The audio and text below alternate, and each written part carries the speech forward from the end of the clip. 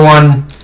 Okay, so I guess the place to start with this chapter is the moment where we see Hawks practically get killed by All for One, yet moments as the final blow is about to be struck, we see all the main students of Shiketsu High come in to save him. And right out of the gate, I will say, seeing Shiketsu again and just seeing them jump into the fray was an epic moment.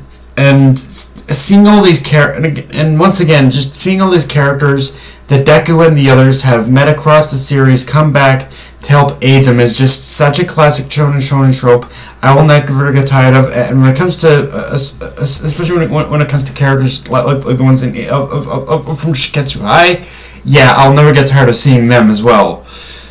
With all that being said, however, I do gotta talk about the fact that they did save Hawks. And honestly, to me, this has been an even bigger problem with the series than the pacing, which is just the idea that Horikoshi does not seem to want to commit to killing Hawks. Like to me, this wouldn't be such a problem if it would only happen maybe once, but the fact that it has happened multiple times now, it makes me... the fact that it's happened multiple times throughout the series really has me, and the fact that Horikoshi has just put Hawks through the ringer to the point of I've always seen this exact same near-death situation and experience, but just pulls, and each time also just pulls a last-minute save.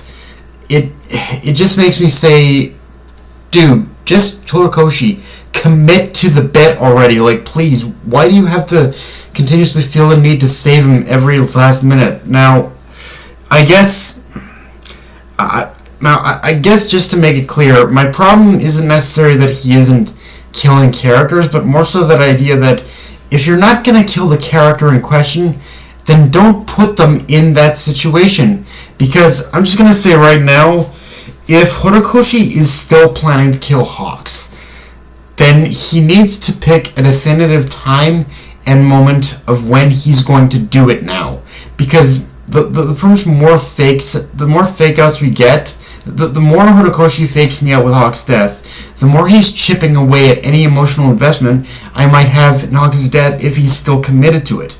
But if he's not gonna, but the thing is, if Horikoshi isn't gonna do it, then for the love of Christ, please stop putting Hawks in those situations. Because the other part of this that's a little infuriating to me is that each time Horikoshi puts Hawks into these near-death situations, it honestly makes Hawks look impulsively stupid, and he's not that. Like, Hawks might be impulsive at times, but he's not dumb.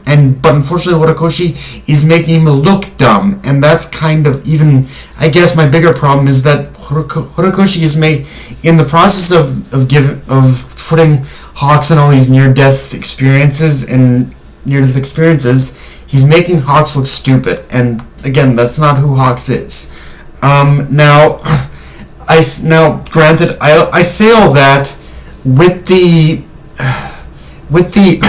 caveat that Kami's illusion trick was still a nice subversion. It's just that the timing and the way it plays out on the page just does not work. Now, maybe this is something that the anime can do better.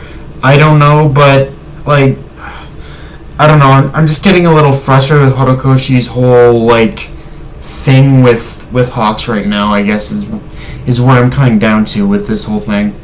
But long ass rant aside, one thing I surprisingly really liked from this chapter is the moment between Gentle and the UA business course. Like, if you know me, you know I'm one of the many people who's seen the business course as just one giant in-joke. Like, that's who they've been. They've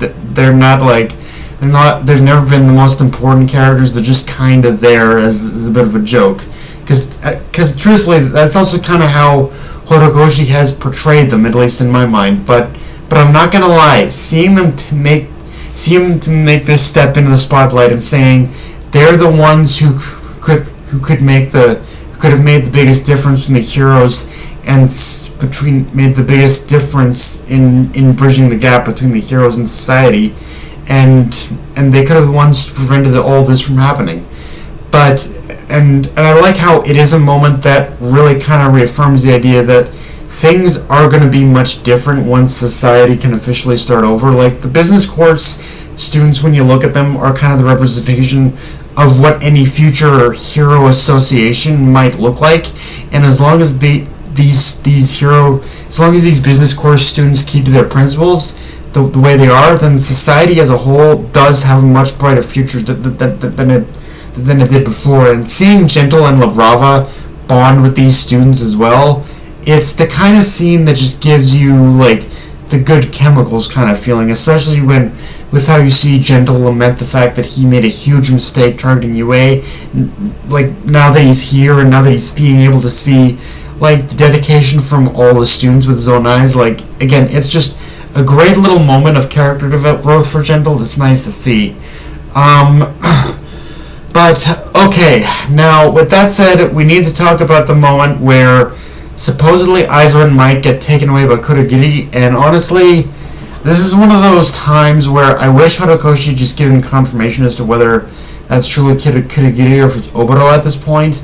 I mean, I think we can assume it's Oboro, and it's just that thing of, I guess, Horikoshi choosing the right time and place to make the reveal, but neither can I lie either. Horikoshi's definitely taking a sweet-ass time in building up Oboro's eventual return, and I can only assume the reason why that is the case at this point is simply because Horikoshi has plans for Kurogiri Oboro in the overall scheme of All for One's defeat, and possibly even has a role set for Aizawa to play there as well, which is why he's taken Aizawa out of the game for now, so to speak. Like, the only question is what role for Oboro and Aizawa that could possibly be, considering Aizawa is severely weakened as it is, and All for One seems pretty much invincible. Like, it makes you just wonder just how Aizawa's powers are going to make a difference a difference in this battle, and if Oboro's the one operating the body now, I gotta wonder, like, what it is he's thinking, and just, like, what exactly is the role, like, for